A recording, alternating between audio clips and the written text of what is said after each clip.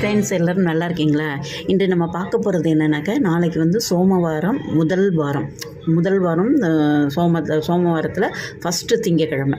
இது கார்த்திகை சோமவாரங்கிறது ரொம்ப விசேஷமான ஒன்று.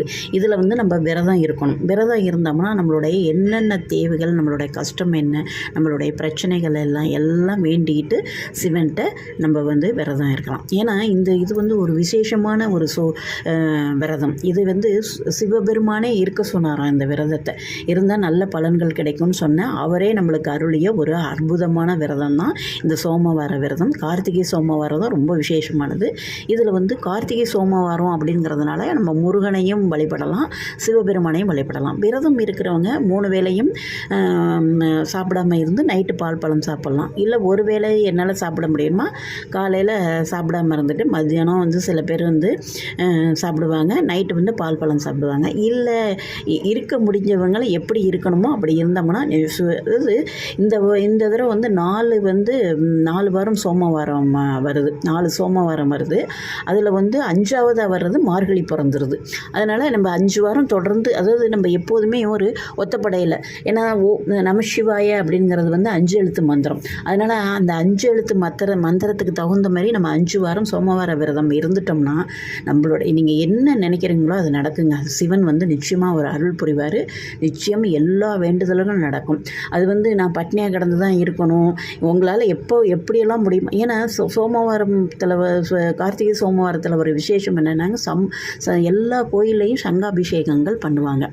நீங்களும் வீட்டில் வந்து சிவனோ இல்லை லிங்கமோ எது வச்சுருந்தாலும் சரி, எல்லாமே பால், தயிர், தேன், இளநீர், உங்கள்கிட்ட என்னென்ன மஞ்சள் எது முடியுமோ அதில் எல்லாம் அபிஷேகம் பண்ணலாம்.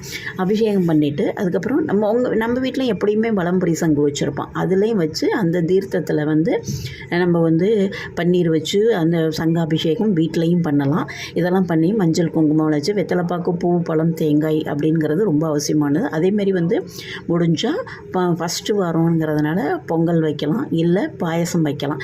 இல்லை இதெல்லாம் எனக்கு வைக்க நேரம் இல்லை, வேலைக்கு போயிட்டுருப்பாங்க சில பேர். அதனால் என்ன செய்யலைன்னா கல்கண்டு, காஞ்ச திராட்சை, முந்திரி, பாதாம் இந்த மாதிரி ஐட்டங்களை வச்சுட்டு வெத்தலைப்பாக்கு, பூ, பழம் வச்சு நம்ம தேங்காய் உடைச்சி நம்ம விரதம் இருக்கலாம். அதாவது 3 வேளையும் பட்னியாக இருந்து கடவுள்கிட்ட நம்ம வைக்கிற கோரிக்கைகள் வந்து நிச்சயமாக வைக்கிற சங்கல்பங்கள் என்னவாக இருக்கட்டும் அதெல்லாம் நிறைவேறும். தொடர்ந்து ஒரு 5 வாரம் இருந்தால் தான் நான் அந்த மார்கழி ஒன்றையும் சேர்த்துக்க சொல்கிறேன். 5 வாரம் சோமவார விரதம் இருந்துட்டிங்கன்னா, ஏன்னா நம்ம வீட்டில் கஷ்டங்கள் இல்லாத மனிதர்களே நாட்டில் கிடையாது, எல்லாருக்குமே கஷ்டம். அப்போ இந்த அபிஷேகம் பண்ணுறது, சங்காபிஷேகம் பண்ணுறது, அதோட முக்கியமான ஒன்று என்னென்னாக்கா, இந்த சோமவாரத்தில் வந்து தான தர்மங்கள் செஞ்சோம்னா அது ரொம்ப ஒரு நம்மளுக்கு நல்ல பலன்களை கொடுக்கும் அப்படின்னு சொல்கிறாங்க. தான தர்மங்கள், அதாவது நீங்கள் என்ன முடியுமோ அதை செய்யலாம், எது வேணாலும் செய்யலாம். ஆனால் எனக்கு எதுவுமே முடியாத நான் 2 பேருக்கு சாப்பாடு வாங்கி கொடுக்குறேன் தாராளமாக. ஒரு தயிர் சாதம், சாம்பார் சாதம், புளியோதரை, எது வேணாலும் சரி. ஒரு 5 பேருக்கு 7 பேருக்கு முடியும், 2 பேருக்கு தான் முடியும், அட்லீஸ்ட் ஒருத்தருக்கு தான் முடியும்னாலாம் கூட நீங்கள் வாங்கி கொடுக்கலாம்.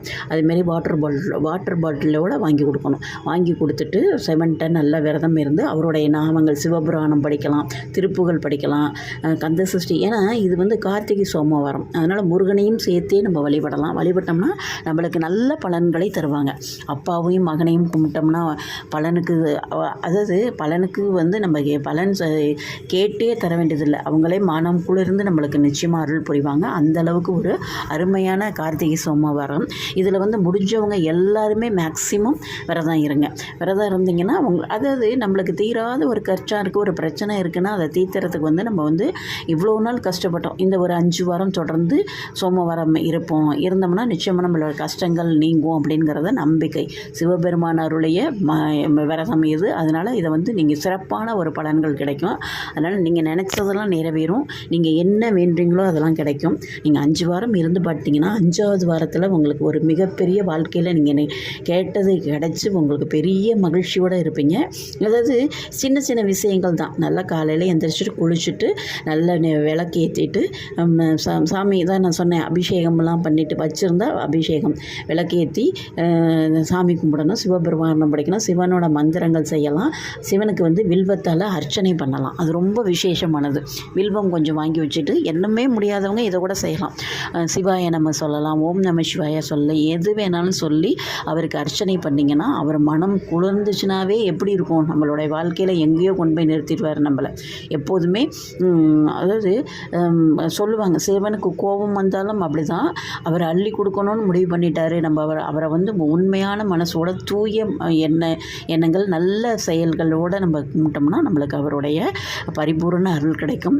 சோமவார விரதம் நிச்சயமாக எல்லாருமே ஒரு 5 அதை நான் சொன்ன இதெல்லாம் கண்டிப்பாக கடைப்பிடிக்கணும். தான தர்மங்கள் செய்யுங்க, உங்களால் முடிஞ்சதை செய்யுங்க. சாப்பாடு என்ன தானம் முடியுமோ செய்யுங்க.